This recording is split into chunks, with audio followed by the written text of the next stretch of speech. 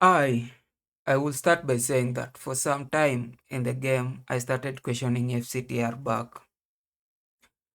And as you know, if you have been in this channel, you know that's one thing I dread the most. Just seeing Pep happy, just seeing Man City fans happy, just seeing them planning to win this league again. That's one thing I don't want ever. Now, I know Haaland is back because he has been scoring a lot of goals. Like right now, he has 6 goals. Plus the international break, he has been scoring like crazy. And I will just be a hater if I keep on saying that, there's a problem with Haaland or he's not going to score the way he usually scores. But then, this game has shown me certain things that are very important. I know with the late equalizer, I have decided to go a little soft on Arsenal. But I was thinking, just before the equalizer, they had 9 points, Man City had 9 points, we had 8 points, and a lot of our fans have been questioning whether Maresca should still be here. Now, if in those games we are as close as City, we were as close as Arsenal,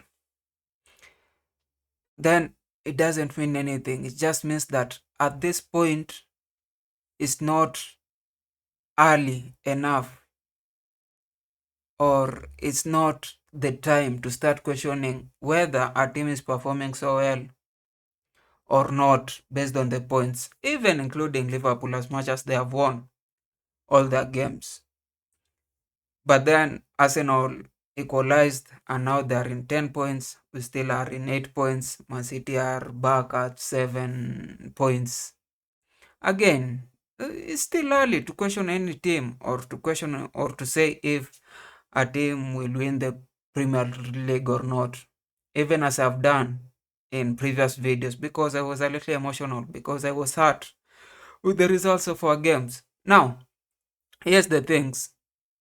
The first thing is that I've seen how Man City played, especially in first half.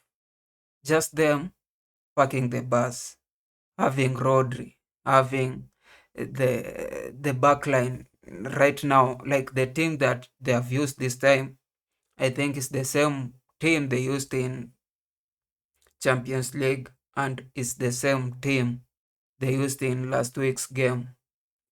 And I think that's why they're getting the results they're getting. It's not a coincidence. It's not something like Guardiola has realized that tinkering with the squad so much actually is detrimental to the squad if the people are not of the same quality. And I think this is the lesson that people like Maresca, coaches like Maresca needs to learn. Like you don't have to keep on changing every personnel every game. Sometimes, and I've used this example in many numerous occasions, that sometimes Liverpool used to play with the same squad in Premier League and Champions League every now. It played with the same squad, just a bunch of nearly 18 players. And out of those 18 players, the 11 players used to start, and then they would have like a regular 2 or 3 subs every other game, be it League Cup, be it Premier League, be it FA, be it Champions League, and they nearly won a quadruple. If I'm not wrong, like it's only the last 3 or 4 games that ruined their quadruple, and it's something that if you have a good squad with young people, and it's the best squad that you can, field. Why should you not fill the squad every other time? Why do you have to keep on tinkering? That's what's causing all these troubles. And I think for Man City, just having the same squad and just playing the same way has allowed them to start getting these results and just being consistent. And now, again, having people in the correct place, like apart from Kusanov, who started in left back, I don't think is a left back. Is a right back, I mean. But he started in right back. Every other guy, like Guardiola realized that Guardiola is a CB. He has to play in CB. Diaz is a CB. He has to play in CB. They need to have a defensive midfielder. As much as he was injured, right now they have him.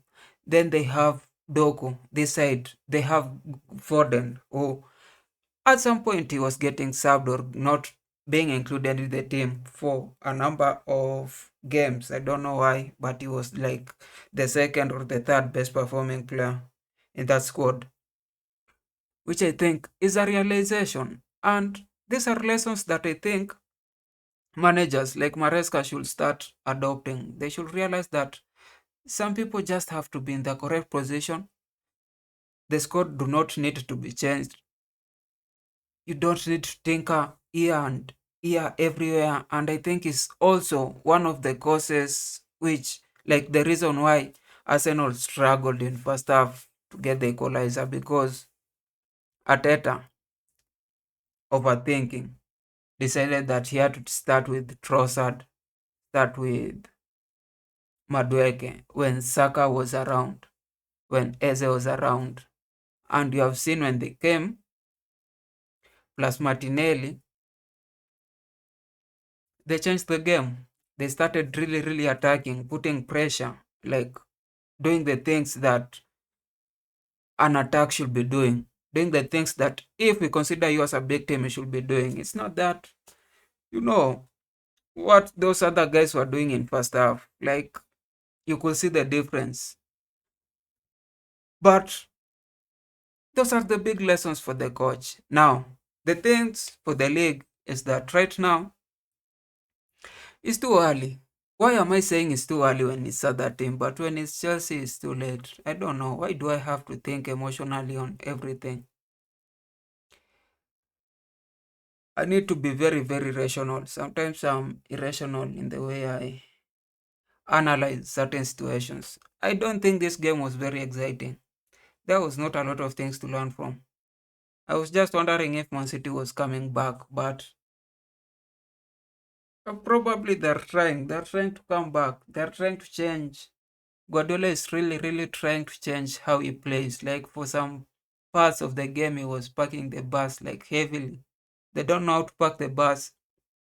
They should get like probably an assistant coach who has either worked with Mourinho during his time. Not during Man United or Spurs or don't know Roma.